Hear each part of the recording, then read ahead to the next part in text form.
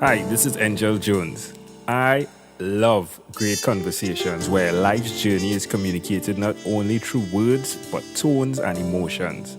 Explosive expressions that allow you to feel what they felt and learned. A fool learns only from his own mistake, while the wise learn from their own and from those others have made. Thanks for being here with us.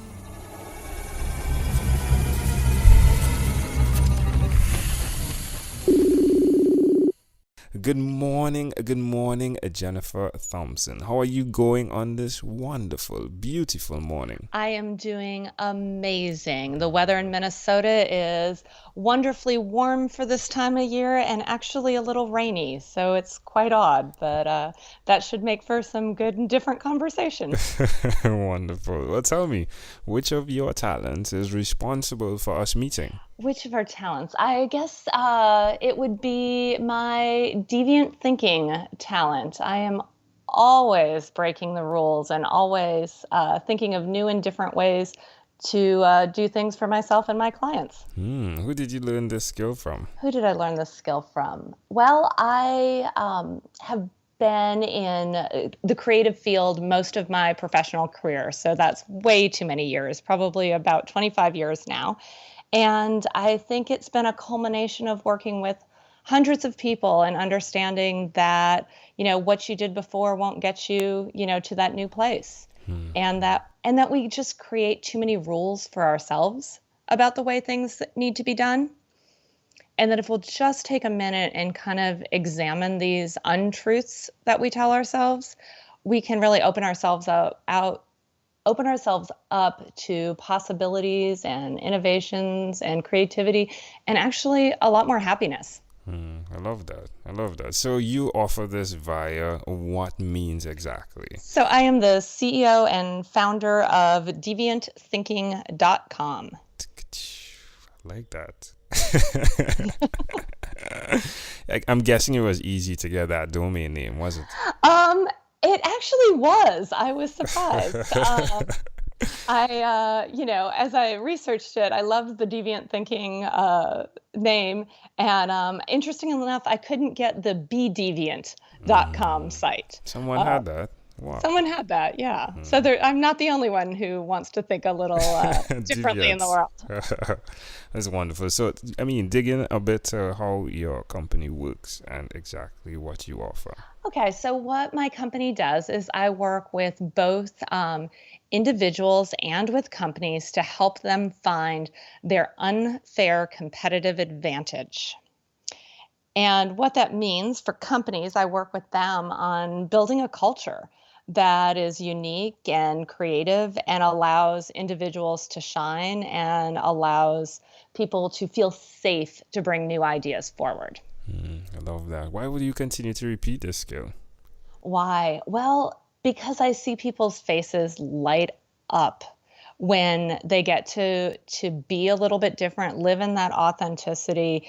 It's really where we're going in the world. We've done so much, and we all know things are moving so fast right now. And as I see companies work, they get themselves stuck in doing the same things over and over again because it created results for them in the past. But the new problems they're hitting, the new things they need to create, they're kind of hitting that limit. So they have to kind of step back and create a culture that's a little bit different than we've had in the past. Cultures in the past really thrived on efficiency and being able to do the same task over and over. Cultures in the future, you need to be able to think differently, and you need to come with a lot of curiosity, because I think curiosity is one of the pieces that really fuels this. Is when you're curious, you don't believe that there's just one right answer, and it allows you to open up your mind. Ooh, that's a loaded answer, right? It is. Wonderful. It's wonderful. Well, share with us one other thing that you've done consistently over the past 3 years, please. One other thing I've done consistently.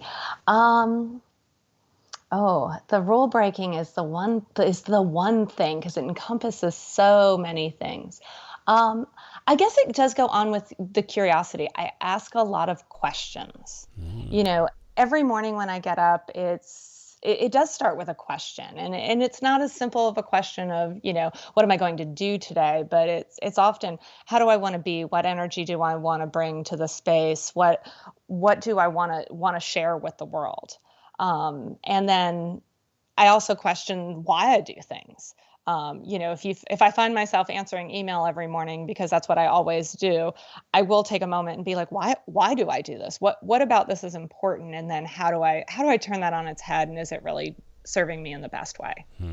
How does that make you feel? I love it. I like that I don't get stuck in ruts of just doing something because it's the way it's always been done. And I find that that's always the moment of breakthrough for me, is when I find myself kind of caught on that hamster wheel, and we all do it. I'm totally guilty of it myself. We just do it because it's what we've done every day. And when I take that moment and I step back and I ask those questions, all of a sudden a whole new world of possibilities open up for that time frame. And then it's interesting because then you learn kind of this new way, and then before long you kind of get stuck on that new hamster wheel, and you've got to step back again, and you've got to examine it. So it's an ongoing process. So it's not something you can do just once. You've got to keep questioning. Yeah. Why would you suggest someone do that, though? Keep questioning. I'd say the important part for an individual about questioning is we've all been taught that there are certain ways that they want us to do something. We use that word, especially in English, just way too much. Well, they said it should be this way, or it's the way it's supposed to be. And I think when we finally step back and question that, you find that you're doing it kind of, again, out of habit. And when you break that habit and you're open to new options, you feel liberated inside, and you lose judgment. I think that's a big part of it as well, is we spend so much time judging ourselves, and often very harshly. So when you can question it, you kind of can remove that judgment and see it in a much more innocent and curious way. I love it. I think so too. Judgment is something that comes in so naturally with ourselves, and then by extension to others. But it's really, most times, we're judging ourselves, right? Almost all the time. And it's our own judgment that breeds fear. It breeds inaction.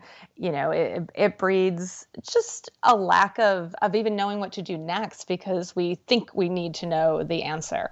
Where if we can just sit back a little bit and get curious and look at the assumptions that we're making, because we assume things all the time, and that goes hand in hand with that judgment. So if we can look at those assumptions and say,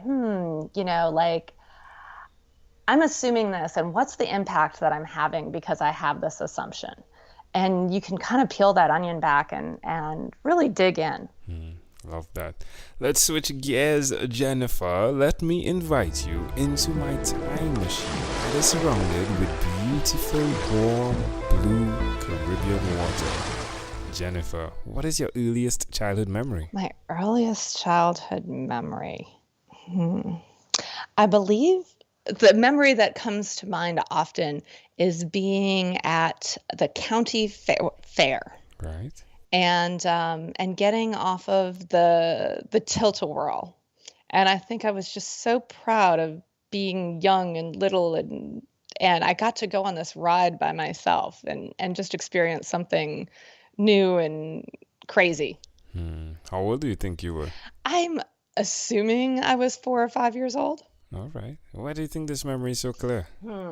I think it was a taste of freedom I definitely remember it being something that I got to do on my own versus having to have my parents do it with me. Yes. And so there was probably an element of they trusted me. I got to go do something, and it was a very small thing, but it was pretty mind-blowing in its own way.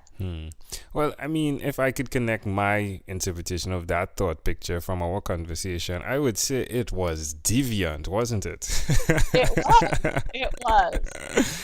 Oh, yes, it's definitely that, Amazing. If we fast forward to when you were 12 years old, what was your favorite song? My favorite song? Oh, my goodness. 12 years old.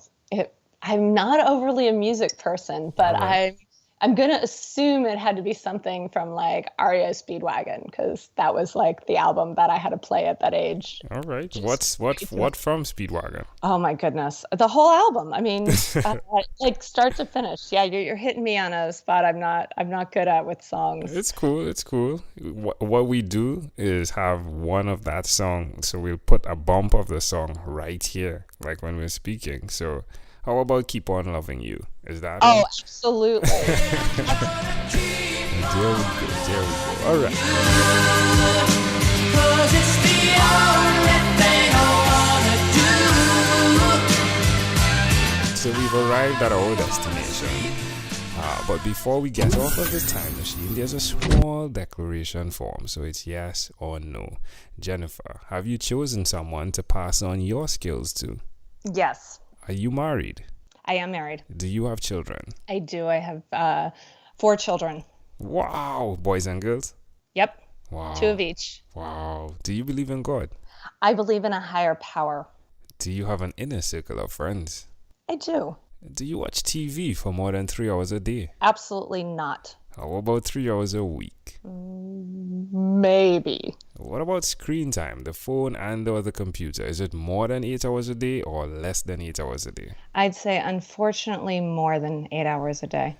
Jennifer, this was a great pleasure. Before you leave, is there anything you'd like to share with our amazing audience? Well, I think I just want to encourage everyone to break the rules and examine the rules that they have in their own lives that aren't serving them, and be a little deviant. Love it. Jennifer, thank you for being on 12-Minute Convos with Angel Jones. Thank you. Amazing audience, before you leave, there's one person I'd like to introduce you to, Amanda Jones. She is my wife, and her passion is to educate, encourage, and empower. Hi, I'm Amanda Jones, and I'm a registered nurse. Do you or someone you know have diabetes? According to the International Diabetes Federation, in 2015 worldwide, 415 million people were living with diabetes. Just as that figure is overwhelming, so too can the effects of diabetes be. So, to help simplify diabetes for both adult and child, I've used rhymes in my books, The ABCs of Diabetes for Children and Poems for Patients, A Focus on Diabetes. At its simplest, rhymes help us to remember. If you, a child or friend, want an easy, reader-friendly way to know about diabetes, then get a copy of these books. For more details, you can go to poemsbyaj.com. That's poemsbyaj.com.